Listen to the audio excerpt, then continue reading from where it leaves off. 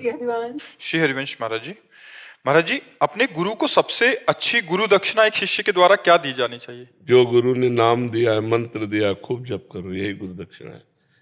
रुपया, पैसा, फल फूल, कपड़ा लत्ता, ये तो जीवन उपयोगी सामग्री आप नहीं दोगे तो भगवान कहीं ना कहीं से दे देंगे। गुरु इसलिए नहीं शिष्य बनाता कि तुम उसको रोटी दो, कपड़ा दो, पैसा दो, इसलिए नहीं बनाता। इसलिए बनाता है कि तुम स्वयं भगवान को अर्पित हो जाओ, तुम भगवदानंद को प्राप्त हो जाओ, तुम्हारे अंदर का ज्ञान नष्ट हो जाए, तुम्हें भगवत प्राप्ति हो जाए, इसलिए शिष्य बनाया जाता है। तो गुरु की इच्छा क्या है? आप भगवत प्राप्त हो जाओ। तो भगवत प्राप्त कैसे होगे? जो गुरु जी ने नाम दिया, मंत्र दिया, उपासना दी, वैसे चलो। अगर वैसे ना चलो तो गुरु प्रसन्न नहीं होंगे। अगर असली बात है तो वो सब मायाकृत वस्तुओं से गुरु प्रसन्न नहीं होते। गुरु प्रसन्न होते हैं मन वचन कर्म से, उनकी आज्ञा का पालन करें। आज्ञा समन सुसाहब सेवा, अपने गुरु की आज्ञा का पालन करना, इससे बड़ी और कोई भेंट नहीं है। और गुरु की सबके लिए एक ही आज्ञा है कि तुम भजन करके, अच्छे आचरण करके भगवान को प्राप्त हो जाओ। ये फल फूल, रुपया, पैसा, खान पान, ये तो विश्वम्भर भगवान उनकी शरण में हो तो देते हैं, चराचर जीव को देते हैं। तो संतों का भरण पोषण नहीं करेंगे क्या? और फिर इतने दिन भजन करने के बाद अगर गुरु की आशा शिष्य पे लग जाए कि ये हमारा भरण पोषण करे, तो गुरु किस बात का? वो तो शिष्य से भी गिरा हुआ आदमी है। मान लो शिष्य तो अपने को संसारी मानकर तुम्हारी शरण में आया और तुम शिष्य से अपना आशा रखते हो, तो तुम तो शिष्य से भी ज्यादा गिरे हो।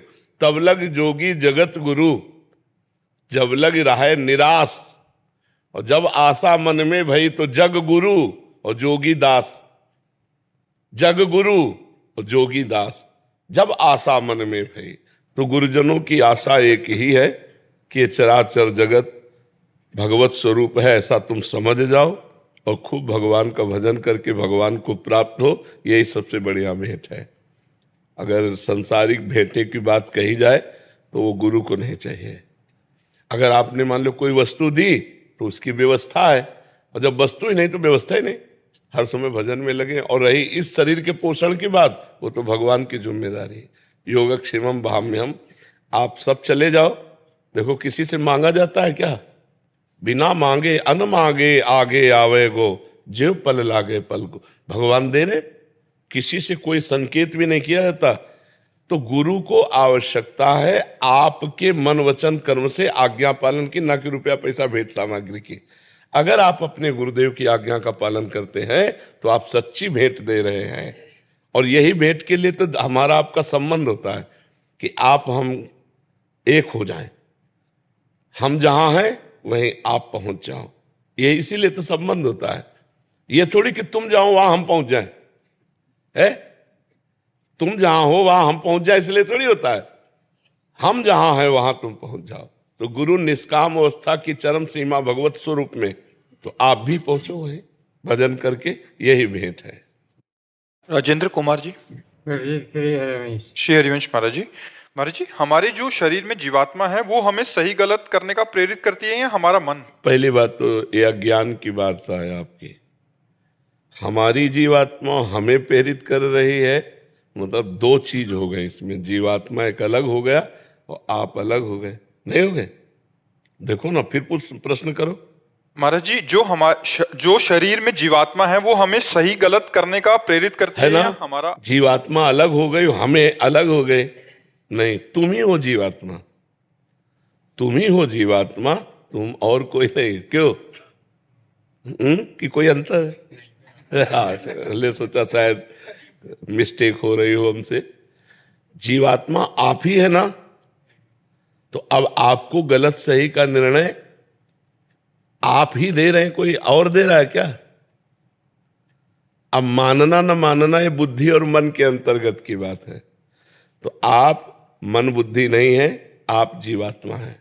जब मन बुद्धि कोई गलत चाल चलना चाहता है तो अंदर से प्रेरणा होती गलत है, पर आप अपने स्वरूप को न जानकर मन बुद्धि में तन्मय होने के कारण आप मन बुद्धि की बात मान लेते हैं, अपनी बात आप नहीं मानते। अपनी बात को ठुकराकर दूसरे की बात मान लेते हैं, मन बुद्धि की। इसीलिए जेल भरी पड़ी है, इसीलिए नरक जाना पड़ता है, इसीलिए दुर्गति होती है। यदि आप अपनी बात मान लें और मन की बात ना माने तो किसी से पूछने की जरूरत नहीं, आप ब्रह्मज्ञानी हो जाएंगे, आप भगवत स्वरूप में स्थित हो जाएंगे। समझ पा रहे आप? लेकिन हम अपनी बात को ठुकरा देते, बोले यार अंदर से आया था हमारे कि नहीं करना है, पर हमने कर दिया। तो अंदर से जो आया था वो आपकी बात थी, बाहर से जो कह रहा है कि मुझे यही करना, ये मन की बात है। मना खष्टान इंद्रियाणि प्रकृति स्थान कर सती, मन 5 ज्ञानेंद्रियों के साथ प्रकृति जन्य भोगों में जा रहा है, वो अंतरात्मा उसे मना करती है। परमात्मा आनंद की प्राप्ति के लिए हमारा मानव जीवन हुआ है, हम भोगानंद में मस्त हो रहे हैं। भोगानंद से हटे तो हमारा स्वरूप ही आनंद में, हमारा स्वरूप ही आनंद में, कोई और आनंद कहीं से आना थोड़ी है। जो आनंद सिंधु सुख राशि हमारा अंशी है, वही हमारा सुख राशि स्वरूप चेतन अमल सहज सुख राशि ईश्वर अंश जीव अविनाशी। समझ पा रहे हो? तो हम अपनी बात समझें, वो हमारी बात, जीवात्मा कौन है? हम ही तो हैं। हम अपनी बात ठुकरा कर मन की बात मान लेते हैं तो मनमानी हो जाता है, और मनमानी में दंड है। अगर हम आत्मा की बात माने, गुरु की बात माने, शास्त्र की बात माने तो हमारा कल्याण हो जाए, पर हम मन की बात मान लेते हो, मन फंसा रहा है 5 इंद्रियों के साथ भोगों में, तो हमसे गलती हो जाती है। छोटे छोटे भोग में भी मन फंसता है, नाम लेने पर भी छोटे मन छोटे फंसता भोगों में है। भी मन फंस जाता है, नाम लेने पर भी। बिल्कुल बिल्कुल, मन का तो कार्य ही है वो। छोटा छोटा व्यसन, बीड़ी तंबाकू चाय पानी, छोटे छोटे व्यसन हम नहीं छोड़ पाते, फिर संसार के और बड़े भोग तो है। भजन करो तो सब छोड़ सकते हो, कि नहीं ये नहीं करना है। अगर आप भजन और बढ़ाओ, भजन की क्षमता बढ़ेगी तो भोग त्याग होता जाएगा, और भोग त्याग अगर ना भी हो पाया तो बांध नहीं पाएगा। भजन में बहुत बड़ा बल है। देखो, अपने पुत्र के लिए नारायण बुलाया तो भगवत प्राप्ति हो गई। हम जानबूझकर राधा राधा बोलेंगे तो हमें भगवत प्राप्ति नहीं हो जाएगी। तो हम खूब नाम जप करें, भोगों का चिंतन ही न हो पावे, त्याग भाव से भी न चिंतन हो पावे, उसका चिंतन ही करना खराब है। हम भगवान का चिंतन करें और बिना भोगे शरीर चल नहीं सकता, ये भी बात समझो। शरीर के लिए पानी का भोग चाहिए, भोजन का भोग चाहिए, आवश्यक घी दूध चाहिए, आवश्यक फल फ्रूट चाहिए। अगर ये नहीं जाएंगे तो शरीर नहीं चलेगा। चाहे जितना बढ़िया गाड़ी हो, अगर पेट्रोल नहीं डालोगे तो गाड़ी हवा में थोड़ी उड़ेगी, उसको पेट्रोल चाहिए। अब कह दे त्यागी हो जाए पेट्रोल की तो गाड़ी नहीं चलेगी। तो इस शरीर में कुछ भोग आवश्यक हैं, जैसे हमारे प्राण का पोषण वायु, जल, अन्न, इनसे होता है, जरूरी है। अब अन्न जरूरी है, ना कि स्वाद जरूरी है। अगर रोटी दाल सब्जी से हमारे प्राणों का पोषण हो रहा है तो बर्गर पिज्जा और चाउमीन, इनकी जरूरत क्या है? आप समझो। अब ये जो चाहत है ये हमें मिटानी है। भगवान की कृपा से अगर घर में बढ़िया हमें दूध रबड़ी रसगुल्ला मिल रहा है तो जय जय आपकी, और अगर नमक रोटी मिल रही तो जय जय आपकी। पर जरूरी है विषय, प्राणों का पोषण करने के लिए अन्न वायु जल जरूरी है। जैसे गाड़ी में पेट्रोल डलवाया जाता है तो एक और भी चीज पड़ती है, ऐसे घी चाहिए, घी दूध ये चाहिए। अब नहीं है तो फिर केवल रोटी से भी काम नहीं चलेगा, समय समय पर इसको विटामिन भी चाहिए। देखो, गाड़ी स्वस्थ रखेंगे तो यात्रा सफलतापूर्वक हो जाएगी, और गाड़ी साफ स्वच्छ और उसको खवाओ पियाओगे नहीं गाड़ी को तो फिर यात्रा कैसे होगी? तो हमें लगता है उचित भोगों का भोग अनिवार्य है। अब जैसे 50 वर्ष की आयु से ऊपर जो जा रहे, चाय पिया गर्म हो गया शरीर, शौच आदि की व्यवस्था की, नहाया धोया अपने काम में ले, हमको ये नहीं देखना है। हमको देखना है हमारा शरीर चले और भजन बने। हम कह रहे हैं कोई भी विषय जो शास्त्र विरुद्ध है वो हमें नहीं छूना, चाहे जितना हमें लाभ हो या हानि हो, और जो धर्मयुक्त है उस विषय का सेवन करते हुए हमें भगवान के मार्ग में चलना है। तो इसलिए ऐसा नहीं कि सर्व विषय त्यागी कोई हो सकता है। महाराज जी, मन और आत्मा की बात में कैसे अंतर है? मन प्रकृति का और आत्मा चिदानंद है, अंतर ही अंतर है। जैसे हम और हाथ में अंतर ही अंतर है।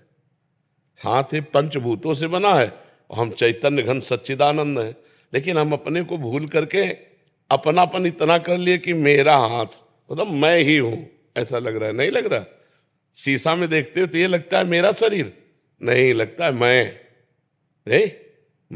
नहीं लगता। यही अज्ञान है।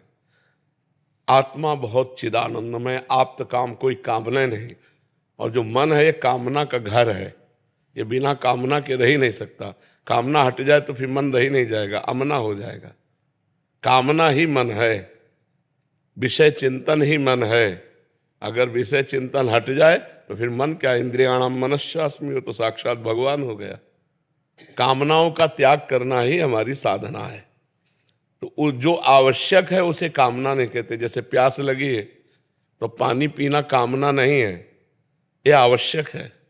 भूख लगी है, भोजन लेना कामना नहीं, आवश्यक है। लेकिन ये भोजन लेना, ऐसा भोजन लेना, अब जैसे शरीर को कपड़ा ढकना है, आवश्यक है, ये कामना नहीं। पर इस क्वालिटी का, अब क्वालिटी वो तुम्हारी कामना है। आवश्यकता वस्त्र धारण की है, आवश्यकता अन्न जलवायु की है, लेकिन उसकी क्वालिटी वो आपकी कामना है। अब कामना अगर ना करे तो स्वाभाविक आनंद में जीवन बना रहे, लेकिन कामना में ही हम परेशान हैं। नहीं परेशान, ऐसा लगता है कि इतनी संख्या का अगर धन हो तो मेरा काम बहुत बढ़िया चल जाएगा। और ईमानदारी से सच्ची बात पूछो कि अगर उतनी संख्या का धन आ जाए तो आप बहुत परेशान हो जाएंगे। ये कभी तृप्त होने वाली बात नहीं है कि इतना हो जाए तो हम तृप्त। जैसे एक बार में हम पूछ दें, बोलो एक कामना केवल बोलो और इसके बाद करना मत कुछ और कोई कामना, तो आपके पास कोई हल नहीं है। एक कामना केवल एक जगह कर लो, वो है भगवान की प्राप्ति। जिनके प्राप्त होने के बाद फिर कोई कामना नहीं रह जाती, जिनके जान लेने के बाद फिर कोई जानकारी की जरूरत नहीं पड़ती। तो वो कामना केवल हम भगवान की प्राप्ति की पूर्ति के लिए मनुष्य जन्म में आए, पर हमें मन ऐसा फंसा है कि वो भगवान पराये लगते हैं और ये पराया शरीर और संसार अपना लगता है। इसीलिए पूरा जीवन व्यर्थ चला जाता है। खूब नाम जप करो, पवित्र भोजन पाओ, अच्छे आचरण करो। मनुष्य जन्म आनंद के लिए मिला है, डिप्रेशन में जाने के लिए नहीं मिला, आनंद के लिए। पशु पक्षी कर्म के अधीन है, हम लोग कर्म के अधीन केवल थोड़ी है। हम नया कर्म कर सकते हैं। हाँ, हम ऐसा पुरुषार्थ कर सकते हैं कि अपने कर्मों को मिटाकर भगवान की प्राप्ति कर सकते हैं। पर हम लोग फंसे रहते हैं भोगों में जहां शरीर रोग ग्रसित हुआ वृद्धावस्था की तरफ, तो फिर भजन होता नहीं, फिर भजन नहीं होता। अगर पहले अभ्यास किया है तो बुढ़ापे में भजन हो जाएगा। अगर आपने अभ्यास भजन का नहीं किया तो अब भजन थोड़ी कर पाओगे। और अगर अभ्यास किया है रामकृष्ण हरि जपने का तो अब भी जप लोगे। तो अगर हमने पिस्तौल चलाना नहीं सीखा है तो हम अभी नहीं चला सकते, और जो चलाना सीखा है तो फटाक से 1 सेकंड में निशाना मार देंगे। तो ये अभ्यास, अगर भजन का अभ्यास हम जवानी से करें, भोगों के त्याग का, समझ रहे हैं, भोग त्याग का मतलब होता है निषिद्ध का त्याग। अब दूसरी बहन बेटी की तरफ गंदी दृष्टि करें, यह त्याग करो। जो निषेध है, अधर्म का है, वो मुझे नहीं चाहिए। तो आप घर में रहते हुए भी महात्मा है। हमारे शास्त्रों में लिखा है एक पत्नी व्रत रखने वाला ब्रह्मचारी ही कहा जाता है। कितनी छूट दे दी। साधु महात्मा ब्रह्मचारी बनने के लिए आजीवन लंगोटी बंद रहते हैं, और आपको कितनी छूट दे दी कि आपको काम सताए तो केवल अपनी पत्नी पर भाव रखिए, अन्य माताओं बहनों पे भाव ना जाए तो आप ब्रह्मचारी ही माने जाओगे। कितनी बड़ी छूट शास्त्र दे रहा है। आप सब पूरे परिवार को चला रहे हैं तो आपको धन चाहिए, तो ईमानदारी से आप कमाए हुए धन से परिवार को पोषण करो। आप महात्मा ही हो, परिवार में रहते हुए आप महात्मा हो कि धर्म के द्वारा कमाए हुए पैसे से हम अपने परिवार का पोषण करते हैं, धर्म से चलते हैं, तो आप महात्मा ही हो। भगवान का सुमिरन कर रहे हो, तो जैसे हमें वैराग्य धारण करने से भगवान की प्राप्ति होगी, तो आपको गृहस्थ में रहते हुए भगवान की प्राप्ति हो जाएगी।